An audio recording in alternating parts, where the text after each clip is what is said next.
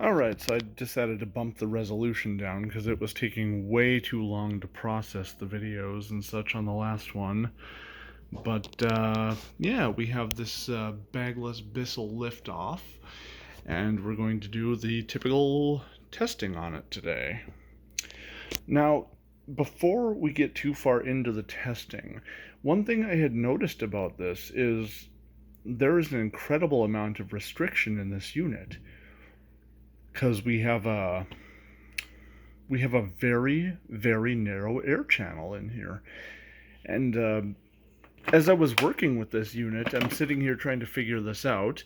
I figured, is it the cyclone? And so I removed the cup from here, but the motor still had a really high pitch to it, which led me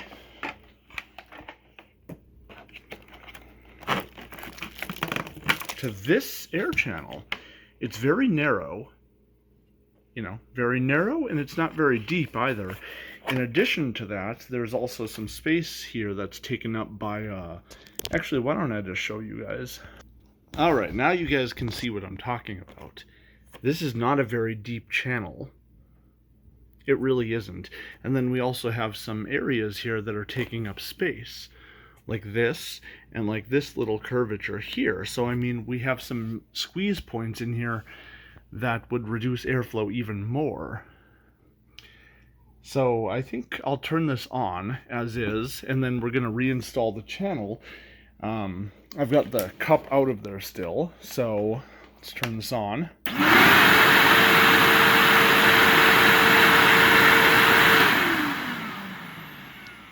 And I mean, it sounds fine there, right? Alright, and so we put the channel back on there. Like I said, dirt cup's still out of there.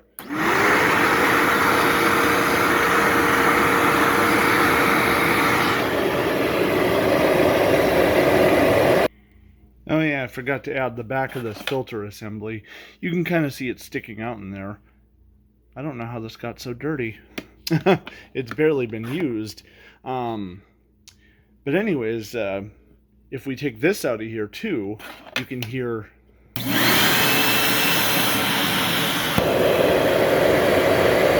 Anyways, that now discussed, let's get on to the more usual testing. So here we have our ambient voltage.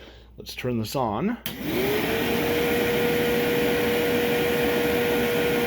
our wattage. And then the brush roll.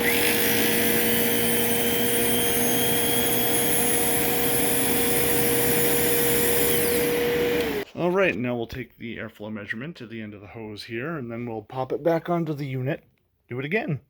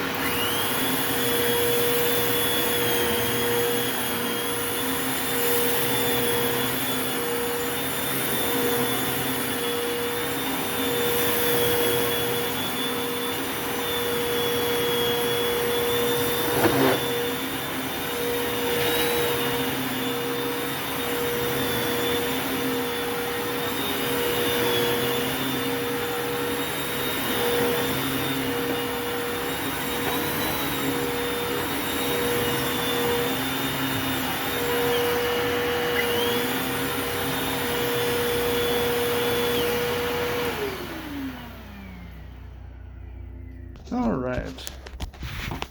Pardon the cord, my phone's low on battery, so I had to run it to keep it going.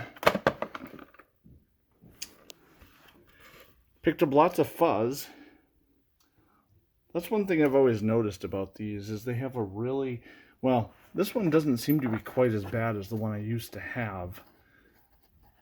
Or the ones I'm used to. Because I noticed like the original brush rolls on these things were really, really stiff. This one's not as bad, but we still have the cyclonic or the cyclone fluffing the dirt and making it appear much worse than it actually is.